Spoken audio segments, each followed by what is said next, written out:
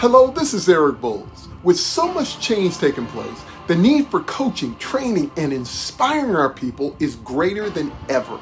But the methods we use to coach, train, and inspire are changing as well. We're moving from face-to-face live experiences to now doing it virtually. So the question is virtual effective? Well, the answer is yes, but it is different. Over the past several months, I've had the opportunity to speak at numerous virtual events, and the feedback has been amazing.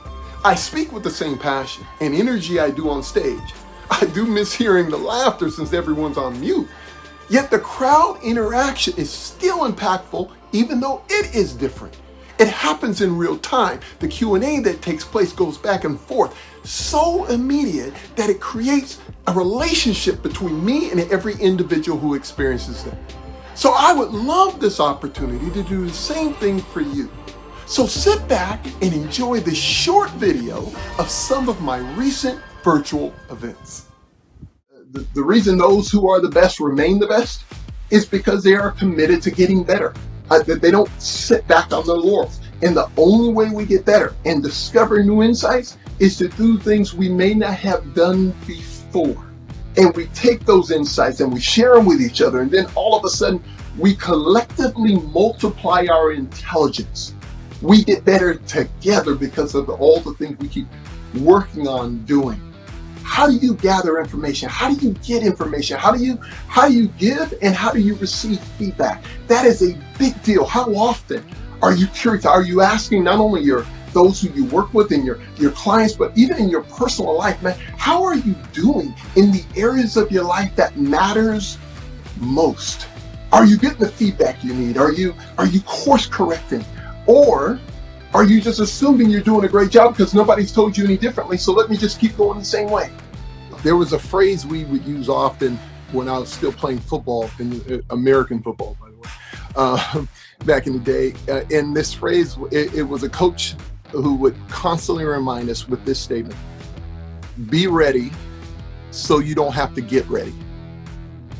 Be ready so you don't have to get ready. And what that statement simply meant was the opportunity to make a play will show up. And when it shows up, you already have to be ready for it. If you're trying to get ready for it, the time may pass. The bottom line is prevent defense is one of those dangerous mindsets to have because it puts you on your heels. You start playing not to lose instead of playing to win, instead of being aggressive. This belief that we're okay just the way we are, things that come back to normal. I don't see that happening. I heard one gentleman say this to me as a mentor of mine. He says, Eric, if change is happening around you faster than it's happening in you, you're already in trouble. So it's very important for us to understand that it's more important to be on the side of embracing change versus hoping it just go away. I was once told by a coach, and it was so true. He said, man, he goes, what difficult times do is talent rarely gets you through difficulty. Toughness gets you through difficulty. And you can have a team full of talented individuals, but you may discover they're not tough. What you need is talent and tough. It's a both and world, not an either or world. How do we take what currently exists and how do we get excited about the future instead of being afraid of it? And one of the ways we're going to have to do that in a way we may never have done it before, which is we're going to have to use our imagination. Right now, creative imagination is really important. People are using their creative imagination to worry about the future right now, instead of using their creative imagination to design what they want the future to look like.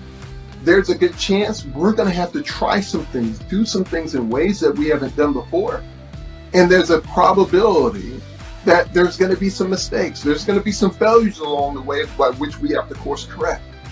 The problem isn't the failure. The problem is many times we fear failure. So it limits the amount of opportunity we have to master a new behavior, a new practice. Never forget, it was a game changer for me. I had a mentor who told me, he says, Eric, when it comes to mastery and managing change, you're going to have to overcome your fear of failure. And one way you're going to have to do that is you're going to have to redefine the word try. And I said, what do you mean? He says, no longer, stop trying. Stop trying to be better at this. Stop trying to be a better salesman. Stop trying to be a better husband. Stop trying to be better. And I was like, what do you mean I should stop trying? He says, yeah, I don't want you to try. I want you to train.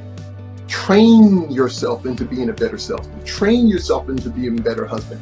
Train yourself into being a better father. Train. The word is train, because the more you use the word train, the word trying presupposes failure, but the word training incorporates failure in it. You're going to have to do it over and over and over until you get it down. So every single time you avoid the effort, you are slowing down the progress that you can be making. And so when we talk about training, when we talk about those kind of components, that's a big deal. You know, anytime I talk to leaders, especially the kind of leaders that I'm talking to right now, veterans who have been incredibly successful, proven to be great at what you do, I will tell you though, but please still use your mistakes, use your setbacks to be an encouragement to others, because of your position and your title and your role, you're walking proof that there's life after a mistake.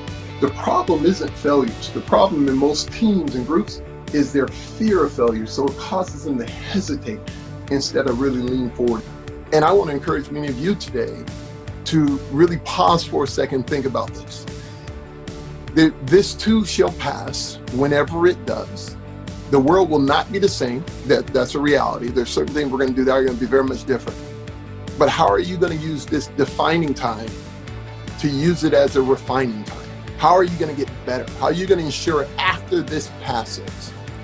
I am personally, I know the company's going to be fine, we're going to be better off, but individually, how are you going to be better from this? Versus, for some people, being bitter because of it, right? Like, how do we maximize this? So my challenge to each one of you is just this simple one. We all have what it takes to move to great. And all of that's required is just a little courage, because we have all the talent in the world. But when you inject that talent with some courage, it is amazing how many things start really coming together. After we come through, what is it going to look like on the other side? We're not going to sit around and wait to see what it looks like on the other side. We're going to go ahead and begin talking about what it's going to be on the other side. And so instead of having conversations like, okay, we need to be better when we get to the other side. Okay, let's talk about why we're going to be better when we get to the other side. So let's break it down. I mean, we can talk about it with that level of clarity. This is why we're going to be better. This is how we're going to be better. This is what's going to enable us to be better. And it just is it's an inspiring conversation. It gives us some foresight, right? We're going to look ahead. And then that allows us to kind of take this fear of the unknown, fear of uncertainty, and give us some certainty that we got what it takes to take it to the next level. This isn't just inspirational, motivational talk.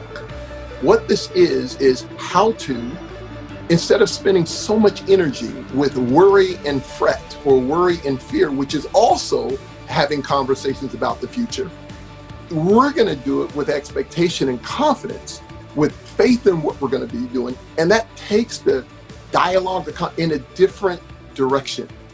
And so it's very important sometimes, like when we're having our dialogue, to almost understand, when are we just talking and complaining or fearing versus, okay, what are we going to do about this? I find myself, when I'm talking with my team, it feels so different when we're talking with anticipation of what we're going to do and how we're preparing for where we're going. It's just it's a different energy. It gives us confidence. I always say it this way: when there's hope for the future, it gives us power in the present.